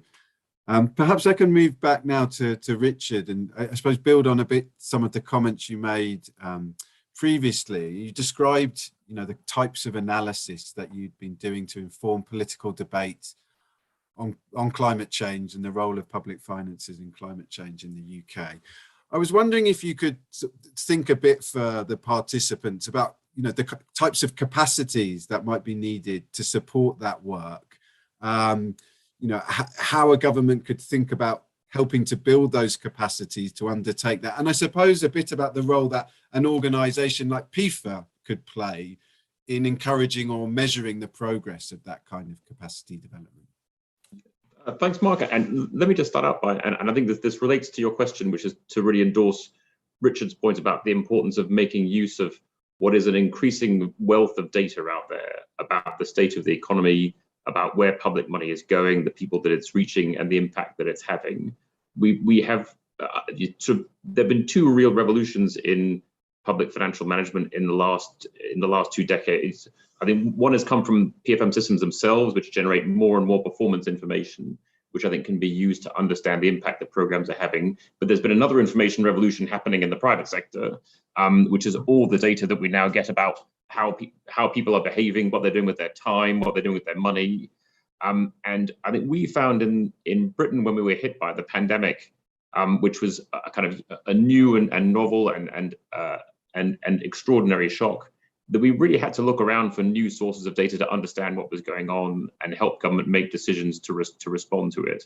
And so we ended up looking a lot at what mobility data from people's mobile phones told us about how whether they were going to shops or not, whether they were traveling on public transport, whether they were going to school, whether they're going to work, because all these things had big implications for how the economy was performing, how much tax revenue it was going to generate, and also where government needed to spend its money to protect the economy. And we found that there's a lot more data out there, which is much more high frequency, much higher quality, that you can draw on for making better policy, and in particular in the context of crises and shocks. But also the information that you have about people's incomes, where they live, how much money they have, how much money businesses have, is also vital to be able to actually target that support to them when it comes time for crises. So I think this point about making use of the data out there, in particularly high frequency real-time data, has real potential, and we saw its potential here in Britain in terms of helping us to understand the pandemic very early on, and also respond to it with effective policy. But I think more generally, a kind of wider challenge is that, looking back at the first 2 decades of the century, we've faced 2 really big shocks here in the UK and really around the world. One has been the financial crisis of 2008. The second was the pandemic. And these things were quite different from the shocks that we faced in the 20th century, which were basically macroeconomic shocks of a kind of modest magnitude. I think a sort of rule of thumb for us in Britain has always been that a typical recession adds about 10% of GDP to our debt stock. These shocks were twice the size of those kind of shocks, and they added about twice as much to our debt stocks. And so I do think that it may well be the case that the 21st century is just a riskier place to operate fiscally than in the past century. And so understanding potential risks and threats to the fiscal outlook, and in particular, I think thinking laterally, none of us anticipated a pandemic being the most important economic event of the first quarter of the 21st century. It's almost certain that the next big shock we face is not going to be a pandemic or a financial crisis, but maybe something else. Maybe cyber attacks. Maybe some kind of conflict. And I think as Richard was saying, each one of these shocks kind of eats up our fiscal space and ability to respond to the next shock. And so there's a real challenge for PFM systems to do 2 things, I think. One is to think hard about where these shocks can come from and what impact they might have, so that we're better prepared for them when they arrive. Some of these are more certain, like climate change. Some of these are more speculative, like cyber attacks. They're almost certainly disruptive to our economies, either acutely or over a protracted period. But the second thing is, I think fiscal policy needs to be more nimble, in that we saw during the pandemic, government spent extraordinary sums of money, more than they've ever spent before in peacetime, to get us through these kind of shocks. but then it's also eaten up fiscal space. And if you're going to prepare for the next shock, you've got to find ways of rebuilding that over time. And that means that other aspects of PFM systems, especially things like spending reviews, medium-term planning, that allows you to readjust your fiscal settings, consolidate things, bring debt down so that you're in a more resilient position for the next shock, is going to be really important, because we can't just allow each shock to add yet another layer of debt onto the debt burdens that governments already have. And I think in particular, because we've been lucky in the last two shocks that when our economies were hit, interest rates fell and borrowing costs fell, which meant that governments had the kind of fiscal breathing space to borrow more to get them through these crises. And that's because these were both global shocks that affected major economies, and there was a global flight to safety into government debt as a safe place to put your money when the economy was at risk. Countries can't depend on that in the future. Future shocks may be more idiosyncratic; they just affect some countries but not others, or one country in particular, and that means their borrowing costs actually go up in the middle of a shock when they're trying to access finance to get themselves through it. And so having low debt and not depending on not expecting markets to come to your rescue every time you might need to tap them to get through a crisis is going to be really important. So I think also Richard's point about being nimble, rebuilding fiscal space to get you ready for the next shock, if it turns out that this century is a riskier place in which to operate, and you need that fiscal space to be able to use, I think it's going to be a real challenge for PFM practitioners to convince politicians and convince their electorates of the importance of that kind of preparation. Thank you, Richard. I rudely missed Layla's hand when she wanted to come into. There's too many Zoom faces on my screen, but I think Layla also wanted to respond to something Sakani said. So perhaps I can move to Layla now, and then also give Srini a chance to comment before we then bring this discussion to a close. Layla? Okay, thank you. I wanted to reflect on the issue of the pandemic and the response of the PFM system to pandemic. As you know, that such an emergency emphasizes the importance of having a solid but a flexible public finance management system to be able to guarantee that public funds go to the frontline providers. As you know, as per recommendation of international community, especially IMF, whenever we have such an emergency situation, government intend more to spend, and for us to be able to spend to reach the most needed providers and beneficiaries, we have to have that system, and our own budget that relies on the program linked to policies and the planning process has proven that more to be more efficient and effective in responding to the pandemic, that fixed line items budget.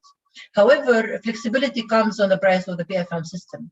It needs effective, agile control system that, while allowing for a quick response, it works on risk-based approach to mitigate risk of misuse of public funds, and it also is accountable of public administration. Now, for us, for example, to be able to respond to the pandemic impact, the government the PFM is a tool, to promote sustainable debt and cash management, so as to by those tools not to crowd the private sector from access to finance through the banking system, by utilizing certain policies of borrowing that limits the government borrowing from the bank and allow more space for SMEs and private sector, that leads to the economic development.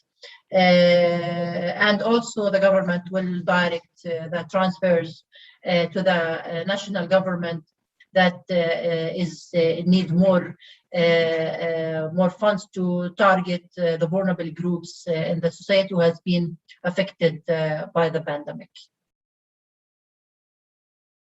Thank you. Thank you, Layla.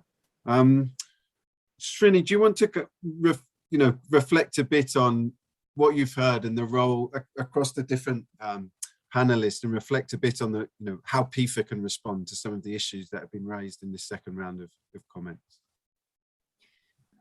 Thanks, Mark. Maybe I can start off with the challenge from the Honorable Minister. And Minister, let me confirm that what you said is music to the ears of entire PEFA Secretariat. We keep reflecting, thinking about it. We are sitting on such a wealth of data and how best we can make use of, and what we are doing is real and make it available globally for use. What we have been able to do is a very small bit of what we are capable of. So let me give a couple of examples of what we were able to achieve. One is essentially like the PEFA data has now become the primary source for monitoring SDG 16.1 on the governance institutions by the United Nations. So the data is coming from there using various techniques, though we haven't yet been successful in using big data and extract the data directly. We had to do a little bit of a manual exercise for that. Then we have, like, as we are keeping out all this information, we see very innovative approaches. For example, health sector picked up the PEFA data just to understand and interpret, like, when budget, the total budget allocation in a country goes up, how does health fare?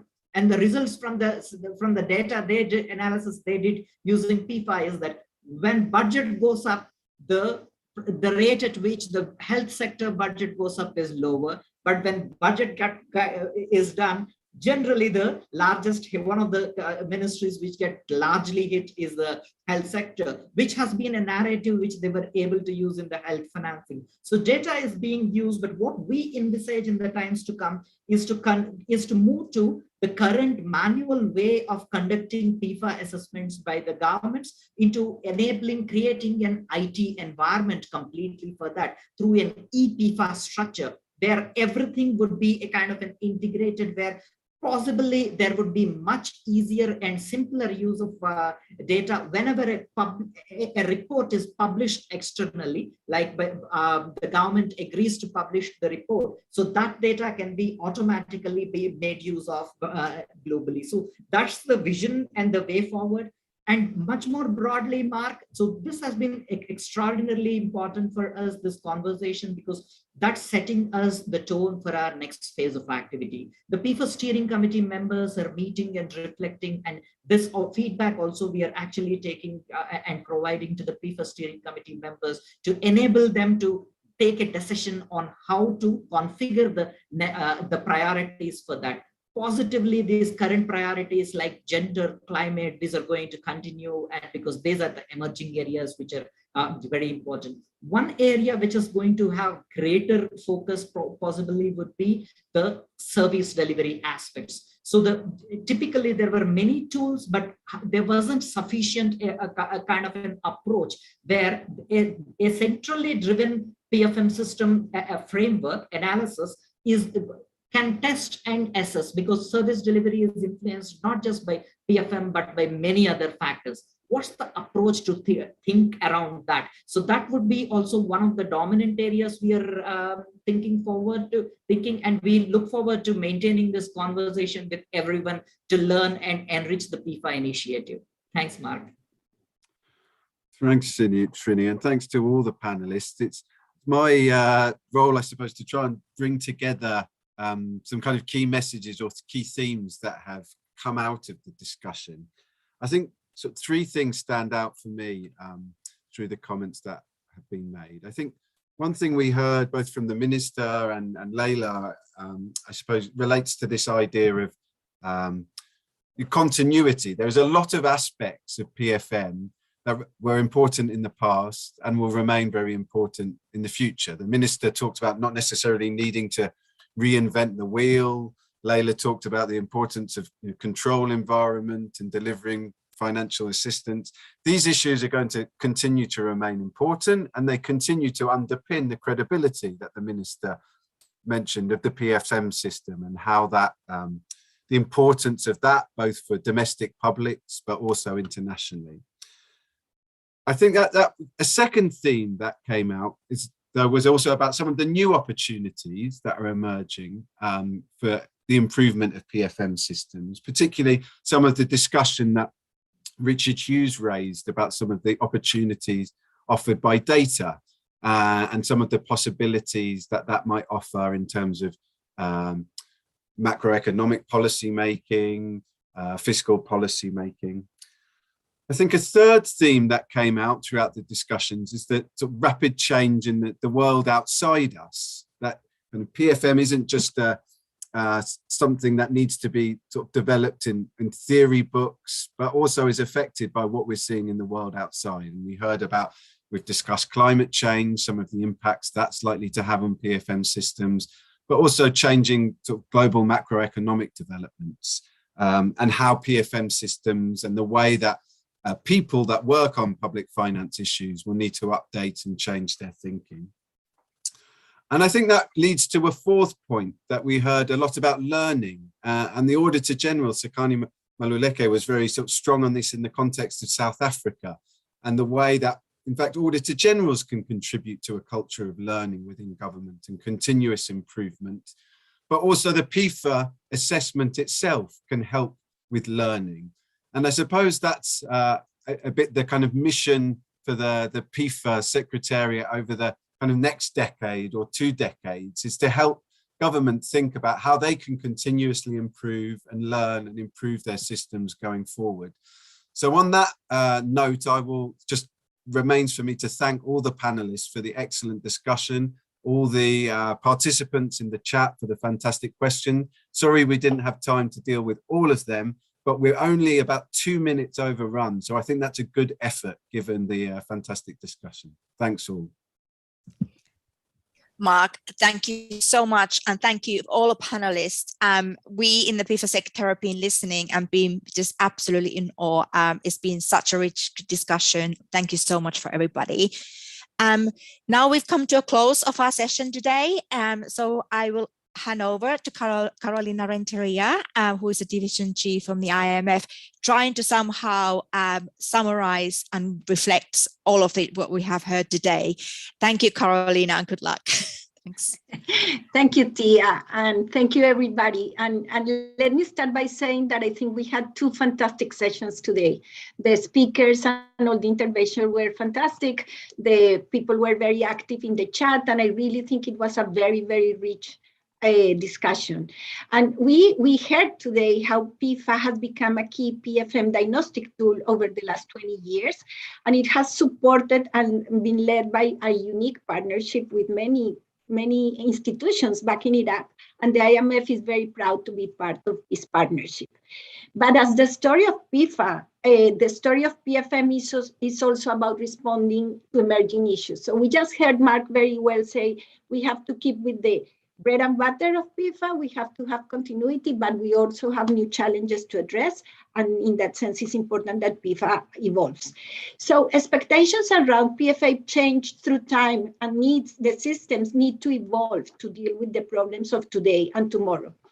So today we unpacked some of the critical issues, I think, of the role of PFM in building green, resilient, and inclusive development, and in recovering from the COVID-19 pandemic, while at the same time continue building our best PFM system for normal times, let's put it that way.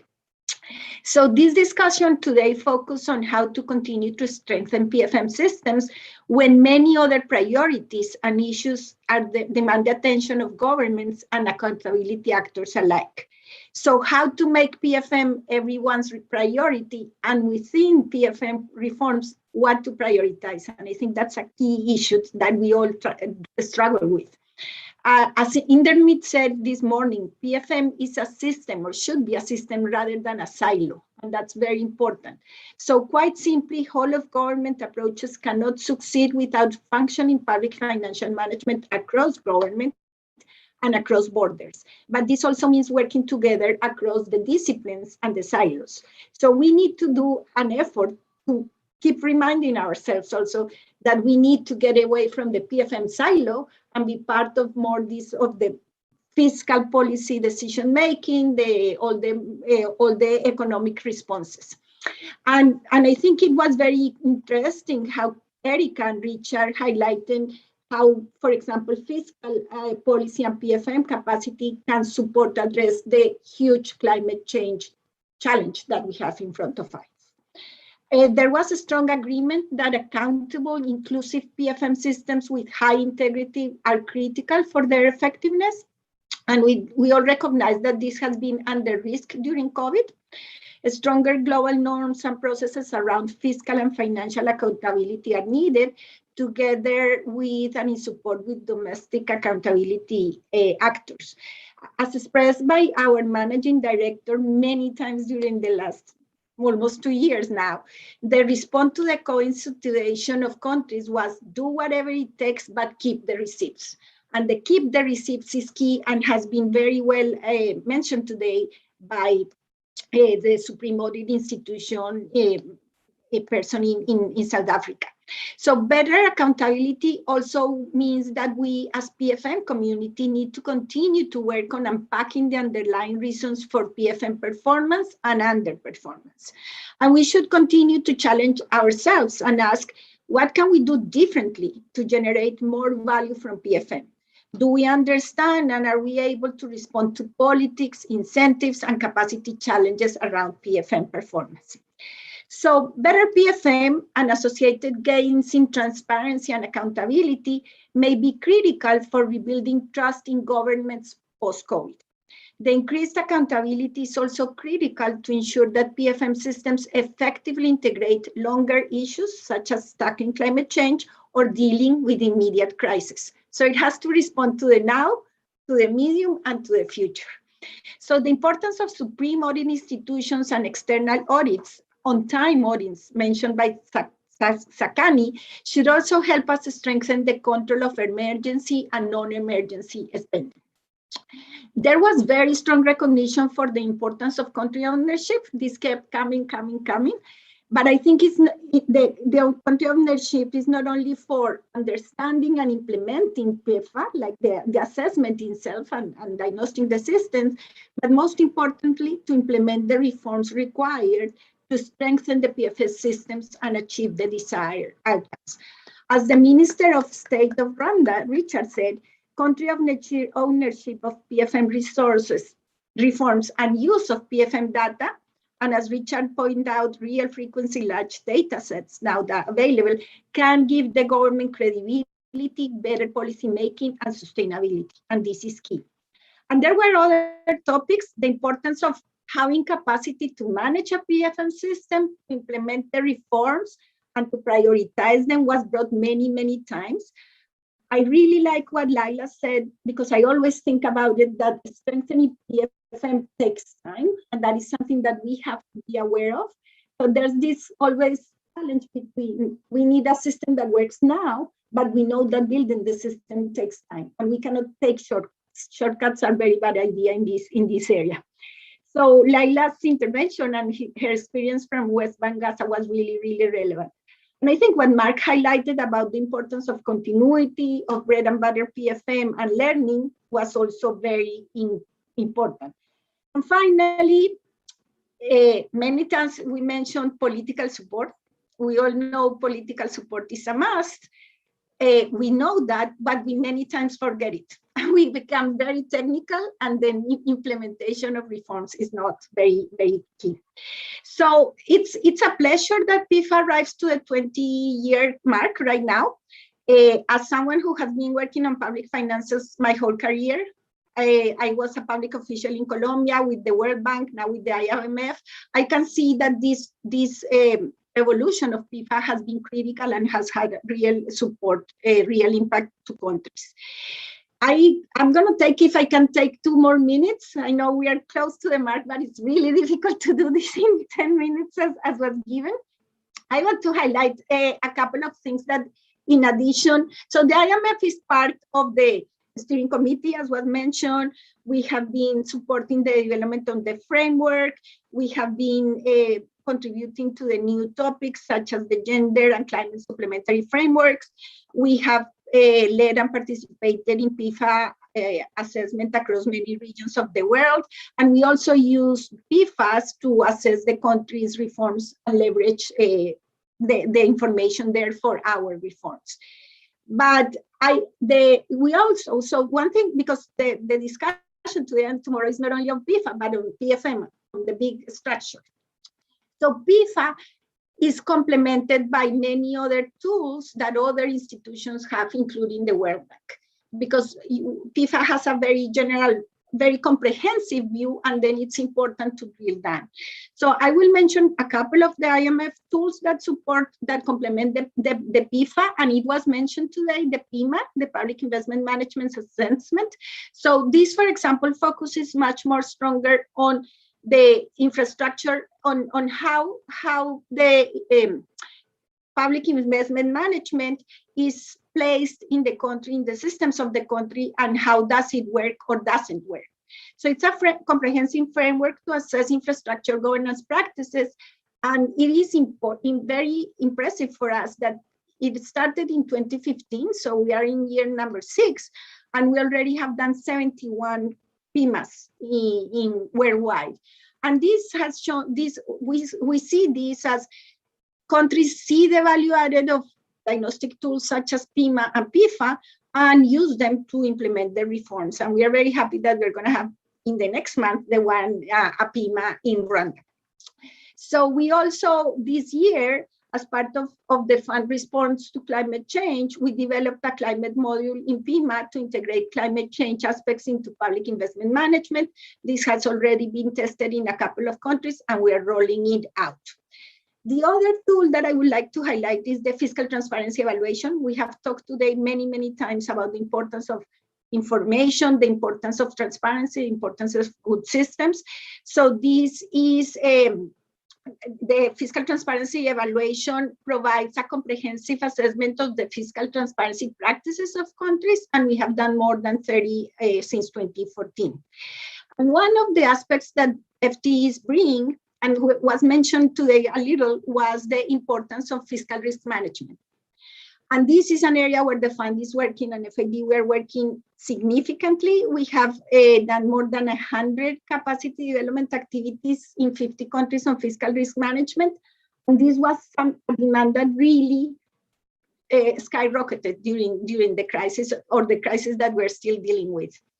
So finally, the last topic I want to address, because it has been mentioned and it's very important, is gender.